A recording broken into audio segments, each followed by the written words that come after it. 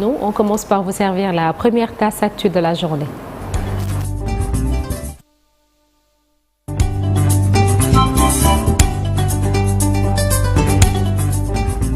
Le journal avec Cheikh Tidiane Diao, conflit Casamance, le Sénégal et le mouvement des forces démocratiques de la Casamance signent un nouvel accord de paix à Bissau. Avec le Premier ministre du Sénégal qui a fait le déplacement à Bissau, Ousmane Sonko, porteur du message du président Bassirou Diomaye Faye, s'est réjoui de cette rencontre fraternelle, des travaux donc portant sur les négociations entre le MFDC et le Sénégal qui ont permis de trouver des accords importants, souligne-t-il, ce qui constitue un grand pas vers la paix en Casamance. Je vous propose de l'écouter. C'est très sincèrement le président Balo qui nous a accueillis. Effectivement, nous étions porteurs d'un message de son Excellence, M. le Président Bassirou Diomaye Faye. Et j'ai délivré au président Balo ce message tout à l'heure lors de notre entretien tête à tête. Et en marge de cela, nous avons eu à clôturer les travaux portant sur les négociations entre le mouvement des forces démocratiques de la Casamance et l'État du Sénégal. Le comité était à pied d'œuvre depuis 3 jours ici à Bissau. Nous avons pu participer à la conclusion de cet accord important qui constitue un très grand pas vers la paix définitive en Casamance. Je réitère mes remerciements au président Balo, au nom du président Bassirou Diomaye Faye, au nom du gouvernement que je dirige, mais également au nom de tout le peuple sénégalais, pour son engagement sans faille à faveur de la promotion de la paix définitive en Casamance. Et comme vous le savez, le président Bassirou Diomaye a un ambitieux plan qui s'appelle plan Diomaye pour la Casamance, un plan de développement économique et social qui ne peut s'appliquer que lorsque la paix sera totalement et définitivement revenue. Et vous savez également que tout ce qui impacte la Casamance, le Sénégal impacte la Guinée-Bissau et vice-versa, tout ce qui impacte la Guinée-Bissau impacte le Sénégal. Et nous avons tous intérêt à pacifier cet espace pour pouvoir mettre définitivement nos pays sur les rampes de développement.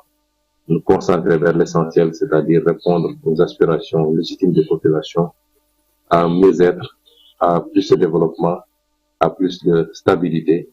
Et c'est cela que le président Balo a compris en étant le promoteur, mais également le facilitateur de ces discussions. Je suis aujourd'hui Premier ministre Diomaye, porteur du message de mon frère et ami, Diomaye Faye.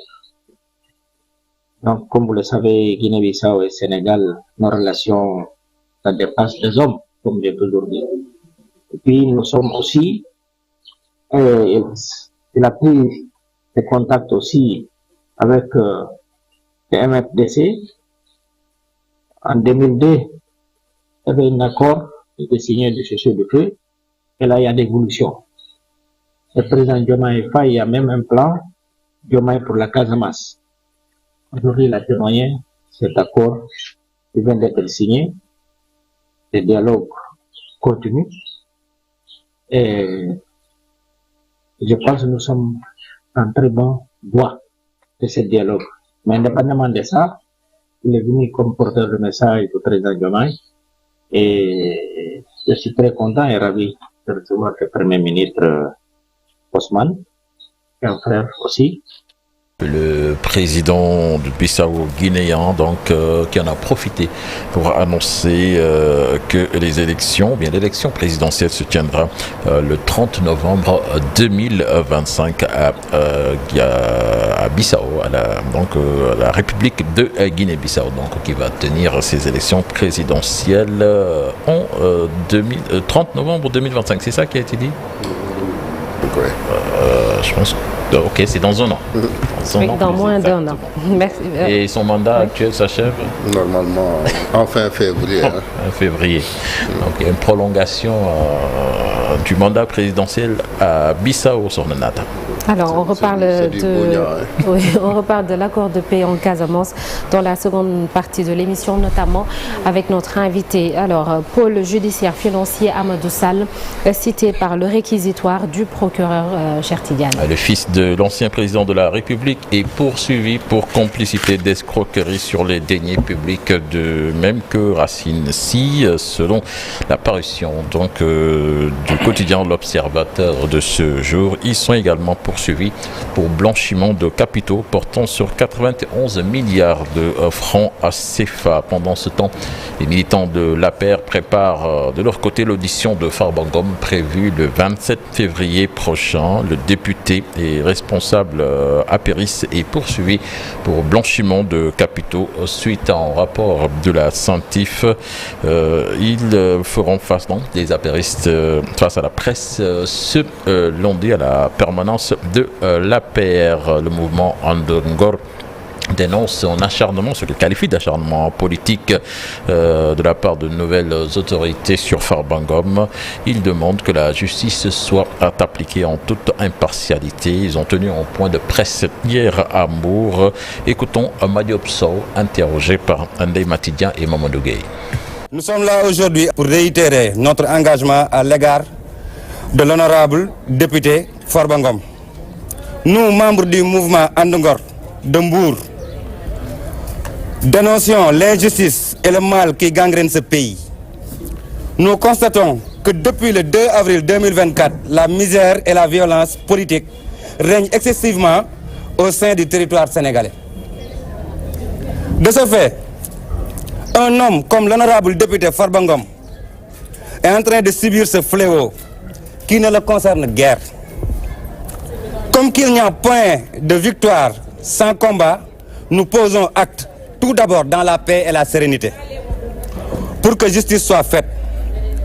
Chers compatriotes, allons-y main dans la main, soutenir cet homme humble, honnête, digne et serviable, plus particulièrement l'honorable député Farba Ngom. Que Dieu bénisse le Sénégal et les Sénégalais. Et puis retenez également cet après-midi la conférence de presse de Thierno Alassane Sall de la République des valeurs. Donc ce sera à partir de 15h30, une conférence de presse qui survient après les échanges un peu tendus entre le député et le Premier ministre.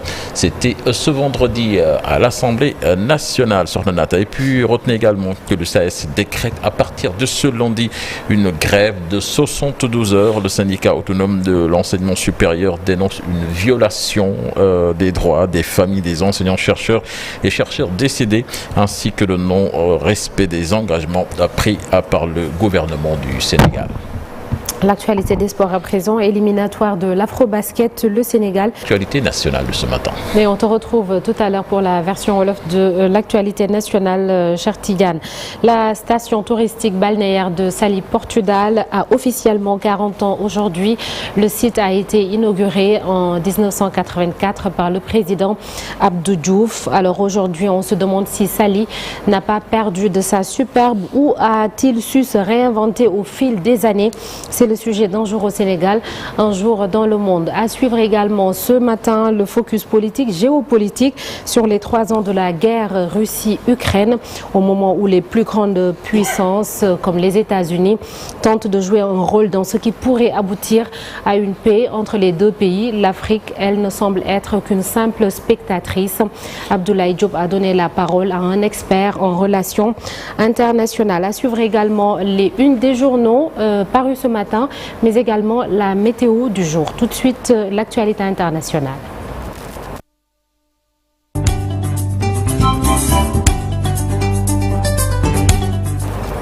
Direction la République